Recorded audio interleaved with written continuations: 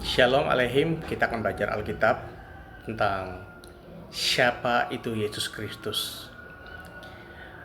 Manusia dan malaikat adalah ciptaan di mana roh jiwa manusia dijadikan oleh roh kemuliaan Tuhan Sang Pencipta dari neshama atau nafas hidup dari roh Tuhan, roh Yahweh Elohim, dan tubuhnya dari debu tanah.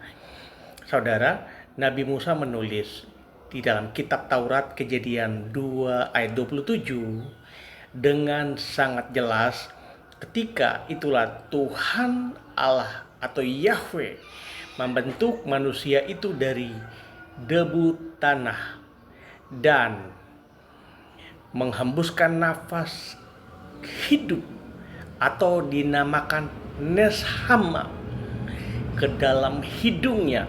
Demikianlah manusia itu menjadi jiwa yang hidup. Ini sangat luar biasa Elohim kita Allah Israel ya. Di dalam Sakaria 12 ayat 1, ucapan ilahi firman Tuhan tentang Israel, demikianlah firman Tuhan yang membentangkan langit dan yang meletakkan dasar bumi dan yang menciptakan roh dalam diri manusia, yaitu Adam dan Hawa.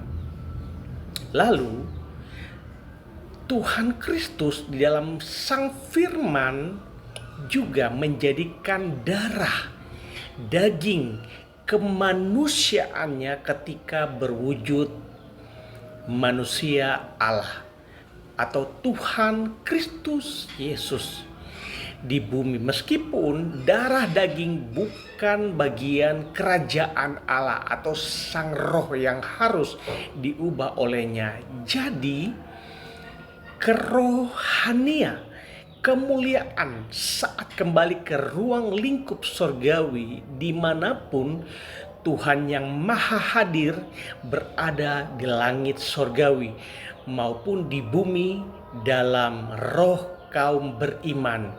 Ayatnya di mana? 1 Korintus 15 ayat 50 sampai 52. Filipi 3 ayat 21. Saudara boleh baca ayat ini yang saya sudah bagikan. Dimanapun ada kehadiran Tuhan adalah suci. Tanah dengan semak berapi yang tak terbakar, di mana Tuhan menampakkan dirinya dalam rupa malaikat kepada Musa adalah suci dan kudus. Di dalam Keluaran 3 ayat 2, lalu malaikat Tuhan menampakkan diri kepadanya di dalam nyala api yang keluar dari semak duri. Lalu ia melihat dan tampaklah semak duri itu menyala besar, tetapi tidak dimakan api, tidak sedikit pun. Lalu di dalam ayat yang saya sudah paparkan, Musa pun berkata, baiklah aku menyimpang ke sana untuk memeriksa penglihatan yang hebat, dahsyat itu, super dahsyat itu. Mengapakah tidak terbakar semak duri itu? Saudara, apa yang terjadi? Ketika dilihat Tuhan bahwa Musa menyimpang untuk memeriksanya, sangat dahsyat. Berserulah Elohim dari tengah-tengah semak duri itu kepadanya, Musa, Musa. Dan ia menjawab, ya Elohim, ya Allahku. Lalu ia berfirman, janganlah datang dekat-dekat.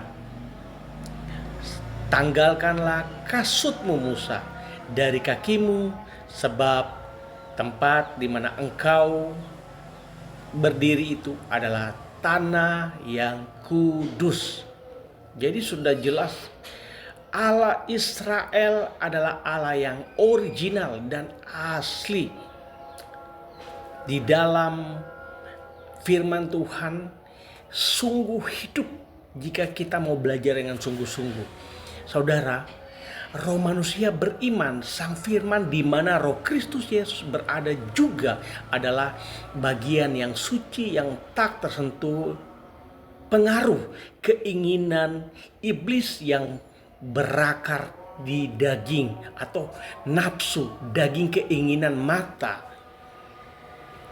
Sudah jelas nafsu, daging, keinginan mata bisa mempengaruhi jiwa manusia yang bersandar daging dalam hidupnya sehingga muncul keangkuhan hidup, iri hati dan dosa moral lainnya.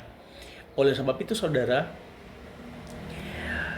dengar video ini baik-baik. Jika saudara benar-benar mengasihi Tuhan, saudara betul-betul mau diubahkan oleh Kristus, saudara dengar. Namun bagi manusia yang beriman kepada Tuhan Yesus Kristus Sang Firman, bersifat insani yang diam dalam rohnya saat percaya kepadanya, lahir kembali oleh Sang Firman Kristus. 1 Petrus 1 ayat 23 dan Roma 10 ayat 17, dalam hidupnya ada jalan menuju kepada Zoe atau kehidupan Allah yang penuh damai, sejahtera. Allah dengan meletakkan akal budinya ke atas roh dan dipimpin oleh roh. Jadi jika kita mau hidup dipimpin oleh Roh Kudus, pertobatan yang harus sungguh-sungguh, ambil keputusan yang benar-benar sungguh-sungguh, tidak bermain-main. Dalam Roma 8 ayat 6, karena keinginan daging adalah maut, tetapi keinginan roh adalah kehidup dan damai sejahtera. Di dalam bahasa aslinya meletakkan akal budi atau nous di atas roh adalah zoe atau kehidupan Allah dan damai sejahtera. Jadi sudah jelas firman ini bisa merubah kita apabila kita respon. Sebab ingat, keinginan daging datang dari segala macam hawa nafsu yang kita masih memelihara dosa itu. Perseteruan terhadap Allah karena ia tidak takluk kepada hukum-hukum Allah. Jadi kita tidak tunduk kepada otoritas Allah, kita akan hidup di bawah hukum dosa. Karena ini memang tidak mungkin baginya. Mereka yang hidup dalam daging tidak mungkin berkenan kepada Allah. Tetapi kamu hidup dalam daging, melainkan dalam roh.